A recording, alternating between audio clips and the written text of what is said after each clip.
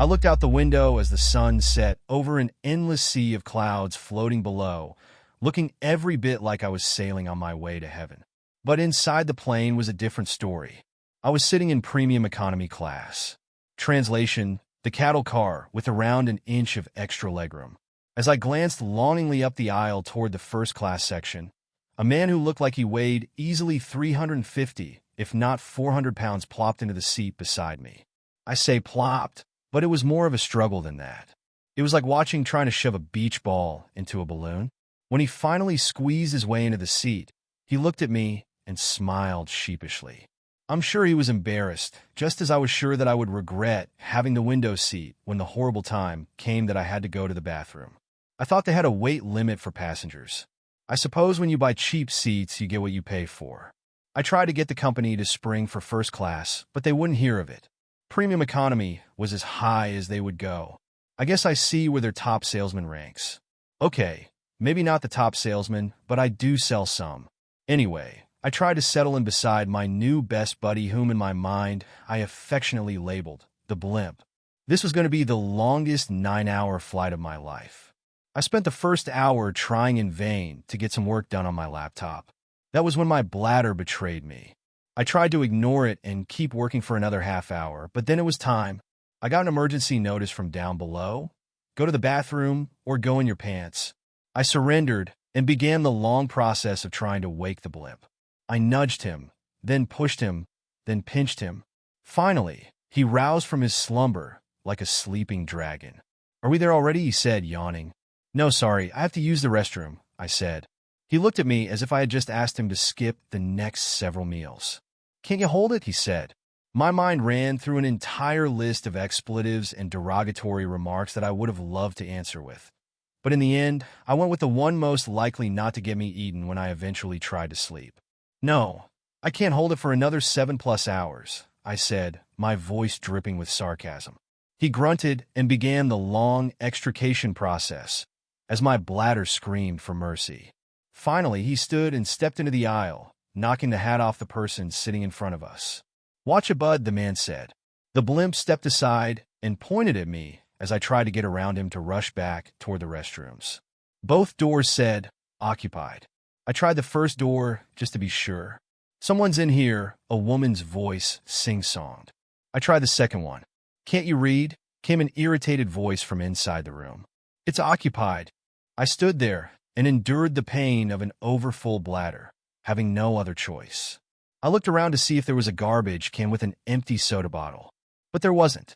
Just when I was sure my bladder was about to explode, I heard the latch open and a large man stepped out of the bathroom. He glared at me. You got a problem with letting people use the John in peace? Nope, I said as I dodged past him and into the bathroom. I whipped around and latched the door. Hey, the man said from the other side. I wasn't done talking, Taya. I ignored him as he pounded on the door. I was too busy relieving myself to pay attention, until I heard, I'll be waiting out here for ya. Great, I thought. Now some big, good old boy wants to kick my butt. I finished and was about to flush when I paused instead. Maybe I can wait him out. I put the seat down and sat. After a while, I looked at my watch, and it had been 10 minutes. Surely, he would be gone by now. I reached for the latch when I heard the other door open. Excuse me, ma'am, I heard him say as the woman in the other bathroom walked by.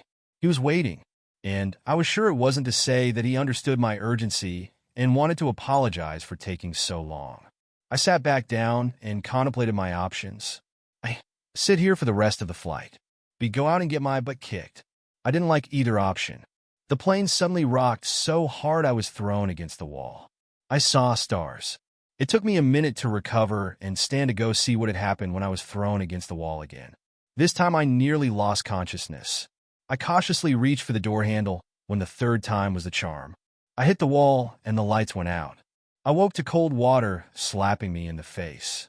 I thought I had fallen asleep and a stewardess was waking me up. The reality was so much worse. There was water in the room. I'm not talking about a puddle on the floor. I'm talking about water halfway to the ceiling. I had my own pool for the first time in my life. Instant panic set in. Had a water pipe burst? Had I bumped the sink before I went unconscious and flooded the room? I didn't want to be responsible for the carpet cleaning cost.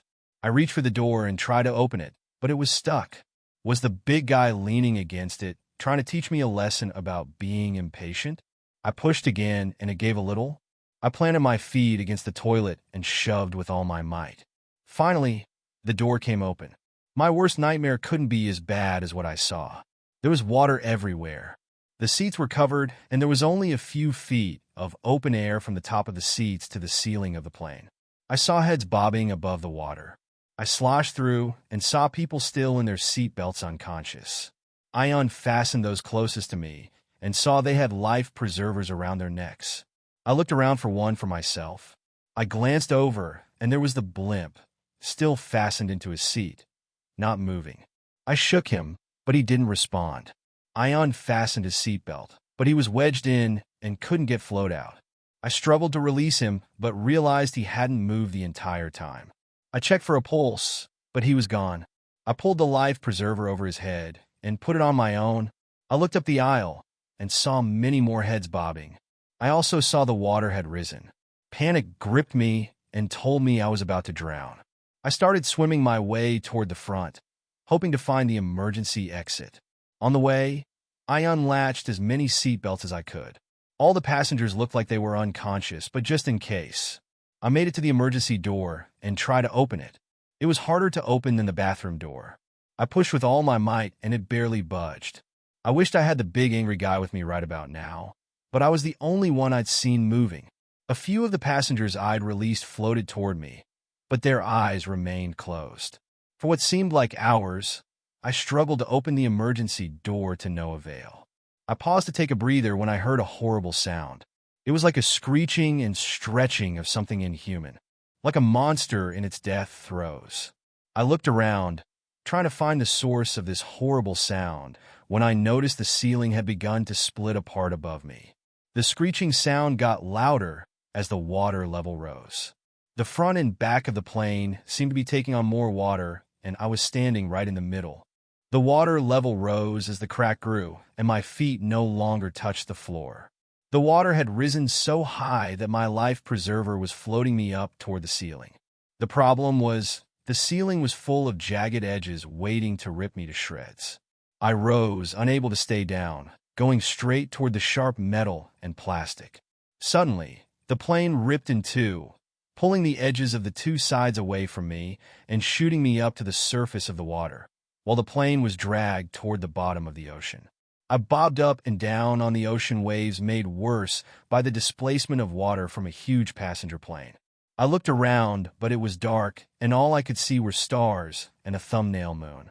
I swished the water with my hand, moving in a circle, but couldn't see anything. The sea was pitch black, with only a shimmer of moonlight reflecting off it. I focused on the shimmer, hoping to see something. A boat, a buoy, anything that might be in the water that could rescue me. After a while, I was about to give up when I saw something pass through the shimmer. It wasn't there for long, and it wasn't very far from me. I started swimming toward it when a terrible thought struck me. What if it was a shark? I stopped swimming and stayed as still as possible. My blood froze even though the water wasn't that cold. I had no idea where I was, or where anyone else was, and I had no desire to become a snack. As these thoughts raced through my mind, making me want to jump out of the water and run toward land, cartoon style, I felt something touch my leg. My body involuntarily made use of the endless bathroom I was floating in. I didn't move. I used every ounce of determination, fueled by sheer terror, to stay as still as possible. I waited for an eternity. Nothing happened.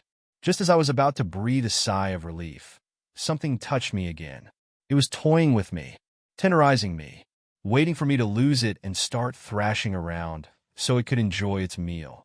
It bumped me again, this time on my head. Wait a minute, I thought. Sharks don't jump out of the water to get what's already in their reach. I took a deep breath and turned around to see what had been touching me. It was a fellow passenger floating in their life preserver. In fact, it was the man who had been in the bathroom. I breathed a sigh of relief.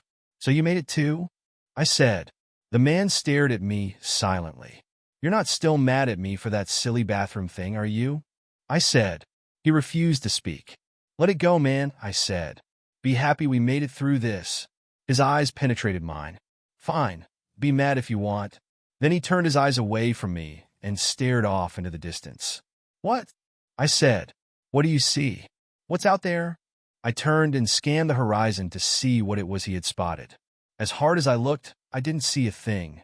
What did you? I trailed off. He was gone. I was once again alone in a sea of darkness.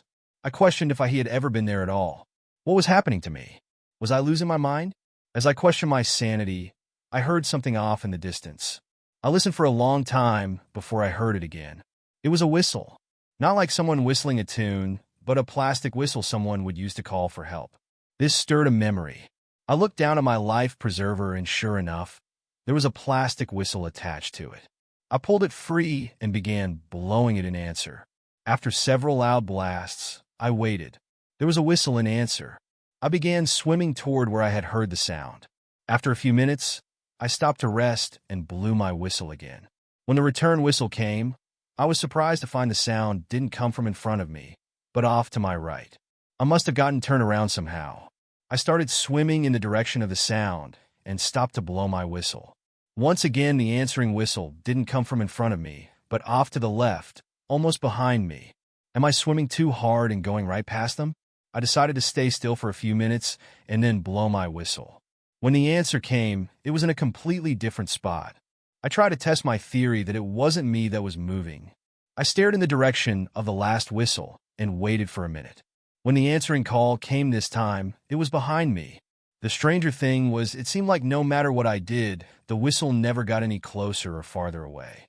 I was getting creeped out. I stopped whistling. After a while, I heard the whistle again, this time from in front of me. I refused to move or answer. After a while, I heard it again still in front of me. There was no doubt in my mind. Someone was playing games. My first and most obvious guess was the guy from the bathroom. He seemed like the kind to play mind games on someone. But would he go further? As far as I knew, we were in the ocean alone.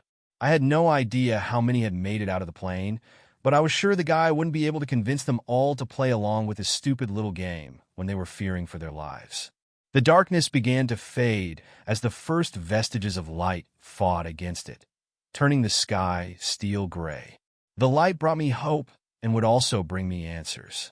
This guy could hide and play games in the dark, but the light would reveal his deception. As the gray sky turned lighter and gave way to orange, then bright yellow, I saw dots all around on the surface of the water. I swam toward one and found it was another passenger. Glad to see you made it, I said. I was indisposed at the time. Any idea what happened? The woman looked back at me with empty eyes. Hello, I said, waving my hand in front of her face and snapping my fingers. She didn't respond. I reached over and felt her neck for a pulse, waiting to be slapped for being so forward. But the only slap I received was reality. She had no pulse. She was dead. I felt helpless. I wanted to say something, to do something, but there was nothing to be done. The woman slowly floated away from me. I looked around and saw several others bobbing on the water. There were at least a dozen. Hello, I called out. Is anyone else alive? My eyes searched the faces one by one looking for any sign of a response, but I found none. Hopelessness turned to determination. This was something I could do. I could check these people to see if they were sleeping, or I swam to the closest one and checked for a pulse. Nothing. I swam to the next and the next, and again nothing. When I got done checking those I had seen first, a few more popped up a little further away that I must have missed. I checked them all. Until I was done, I had discovered 32 people who had managed to get out of their seatbelts, only to perish some other way. The strange thing was I didn't notice any obvious injuries. There were no head wounds that I saw and no cloud of blood circling any of them. It was like they just gave up. I checked the last body, and to my astonishment, it was the man from the bathroom, the same one who had bumped into me last night. Had he been alive then? I thought so. But the more I replayed our encounter, the less I believed he had been alive. More than likely, he just happened to bump into me as his dead body floated in the water. As I was pondering this, I saw another body. I swam over to check it, then stopped cold. I recognized this guy. It was someone I had checked already, but that was impossible. I had checked him over a dozen bodies ago. Had I gone in a circle? Everywhere I looked, there was nothing but water. With no frame of reference and no land, I could have gotten turned around. And then I looked up. The sun was high in the sky. Once it started going down, I would have the ultimate reference. I couldn't possibly lose the sun. Then I saw dark clouds on the horizon, reminding me how wrong I was.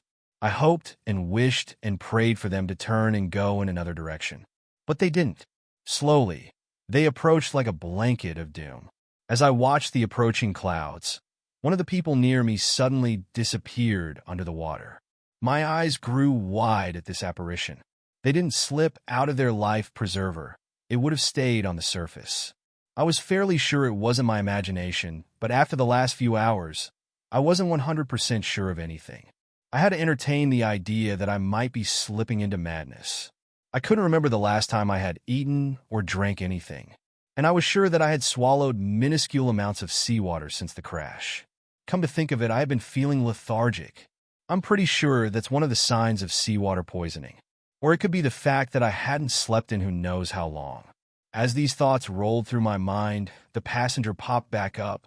He looked the same, but his head was tilting to the side a little. I wondered if I was just imagining it when I saw the water around him was tinged with red.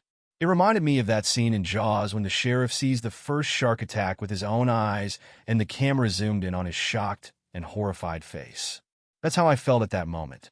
Only I wasn't watching a movie. The danger was real, and it was swimming right beside me. I looked around and spotted the first fin cruising ominously along the water among the bodies. It went under the water, and soon another passenger dipped out of sight.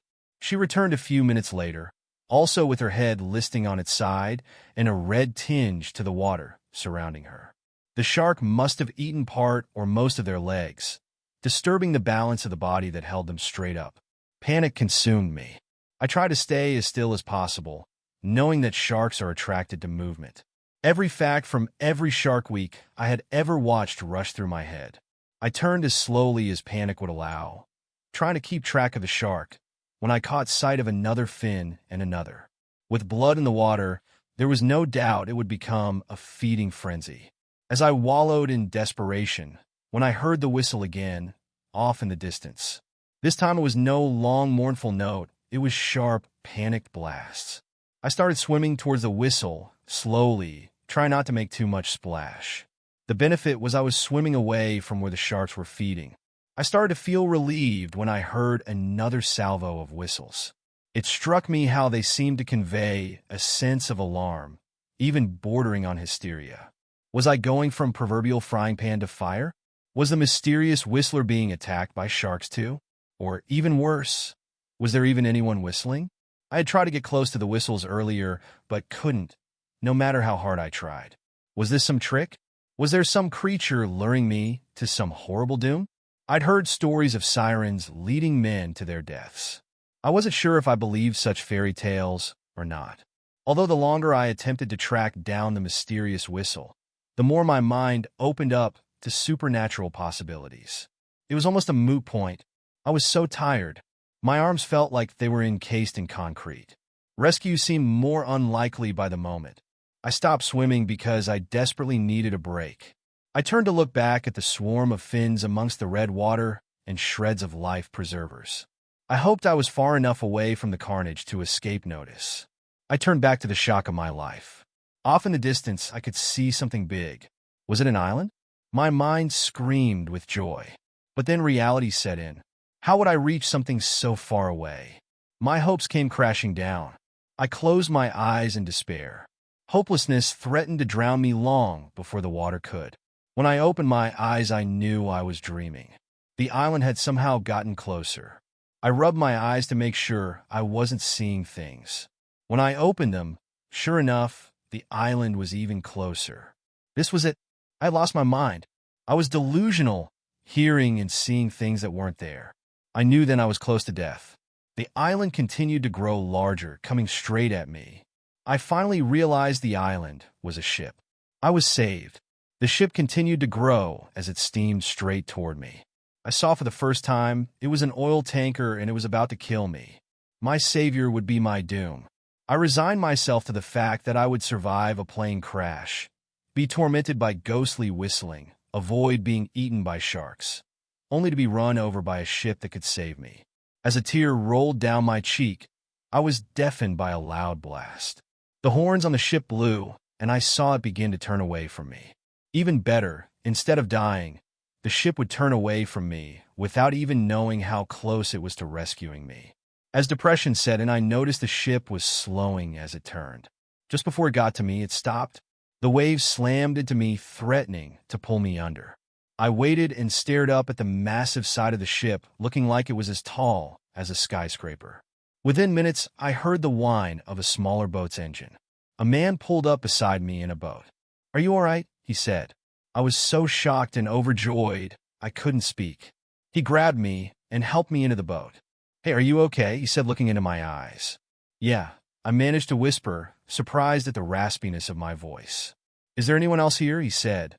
It took me a moment to think. I was following a whistle. He looked around, then started the boat off in another direction.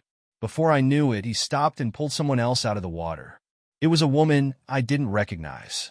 He sat her at the far end of the boat. "Are you okay?" he asked her.